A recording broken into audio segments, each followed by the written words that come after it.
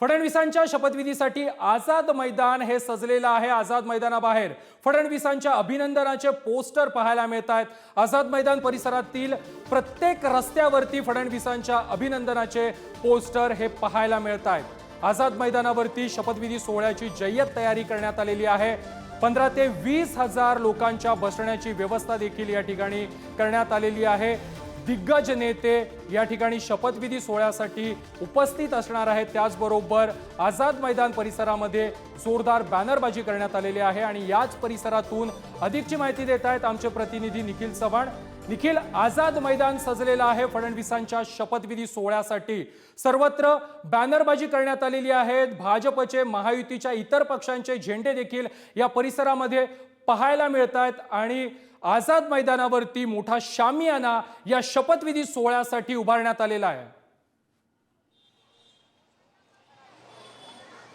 नक्कीच आपण पाहिलं तर ज्या अनुषंगाने हा शपथविधी पार पडणार आहे त्यामध्येच मोठा जो या ठिकाणी तामझाम आहे केल्याचं पाहायला मिळतं। या ठिकाणी आतमध्ये या संपूर्णपणे आझाद मैदानात जे बॅनरबाजी आहे ती करण्यात आलेली आहे। तसेच महायुतीच्या घटक पक्षांचे झेंडे आहेत ते देखील लावण्यात आलेले आहेत। आपण आझाद मैदानाच्या बाहेर आहोत, ज्या ठिकाणाहून आता नागरिकांना आतमध्ये एंट्री आहे ती दिली जाते। मोठ्या संख्येने नागरिकांना या ठिकाणी जी बोलवण्यात आलेलं आहे, जवळपास 10,000हून जास्त नागरिक या शपथविधी सोहळ्याला उपस्थित राहणार आहेत। आपण पाहतोय आता या नागरिकांना आतमध्ये सोडण्याची सुरुवात आहे ती झालेली आहे। बरोबर 5:30 वाजता मुख्यमंत्री या ठिकाणी शपथ आहेत ते घेणार आहेत। त्यांच्यासोबतच पंतप्रधान नरेंद्र मोदी हे देखील याच ठिकाणी उपस्थित असणार आहेत, अमित शहा उपस्थित असणार आहेत आणि हा संपूर्णपणे मोठा शपथविधी सोहळा आहे तो पार पडताना पाहायला मिळेल। आपण जर या ठिकाणी आझाद मैदानाच्या बाहेरची जर चित्र पाहिली तर या ठिकाणी लाडक्या बहिणी आहेत त्या देखील आलेल्या आहेत आणि त्या देखील आता येण्यासाठी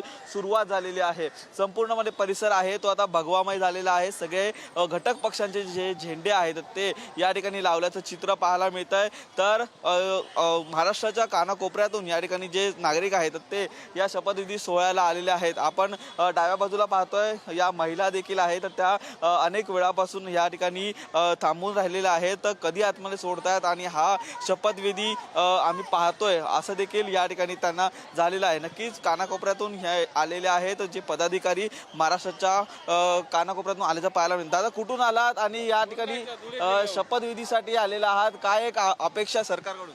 सरकारकडनं विविध विकास कामं व्हायला पाहिजे। लाडली बहीण योजना त्यांनी कंटिन्यू चालू ठेवायला पाहिजे आणि शेतकऱ्यांचा जो काही प्रश्न आहे, बिकट प्रश्न, शेतीमालाला भाव पाहिजे आणि सरसकट वीज बिल माफ करायला पाहिजे। काय सांगा, कुठून आलेला आहात आणि या ठिकाणी आज शपथविधी होतोय, काय एक आनंद आहे? मी धुळे जिल्हा शिंदखेडा तालुक्याहून आलो आहे।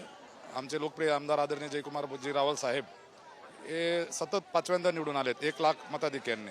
अपेक्षा एवढीच आहे त्यांना पण मंत्रिपद भेटायला पाहिजे। या अनुषंगाने आम्ही हजारोच्या संख्येने आम्ही पण आलेलो आहेत। तसेच आपले लाडके मुख्यमंत्री देवाभाऊ हे आता विराजमान होत आहेत मुख्यमंत्री पदावर। आमच्या त्यांना शुभेच्छा आहेत आणि त्यांनी शेतकरी कर्जमाफी सरसकट त्यांनी जो वायदा केलेला आहे तो त्यांनी करावा ही विनंती। आपण पाहिलं तर या ठिकाणी सर्व नागरिक आहेत ते महाराष्ट्राच्या कानाकोपऱ्यातून आपल्याला येताना पाहायला मिळतात आणि या ठिकाणी नागरिकांचा उत्साह आहे तो देखील गगनाला भिडलेला आहे। कारण ज्या ठिकाणी 5:30 वाजता मुख्यमंत्री शपथ घेणार आहेत आणि याची डोळा हे संपूर्णपणे पाहण्यासाठी हा संपूर्णपणे जो मोठा जनसागर आहे तो आता आपल्याला आपल्या आझाद मैदानात येताना पाहायला मिळतोय। निखिल, राज्यभरातून महायुतीचे कार्यकर्ते, पदाधिकारी या ठिकाणी पोहोचलेले आहेत, मात्र महायुतीच्या लाडक्या बहिणी देखील या ठिकाणी पोहोचलेल्या आहेत। त्या सर्व गोष्टींवरती तू नजर ठेवूनच राहा। मात्र या ठिकाणी तू दिलेल्या सविस्तर माहितीसाठी धन्यवाद। आज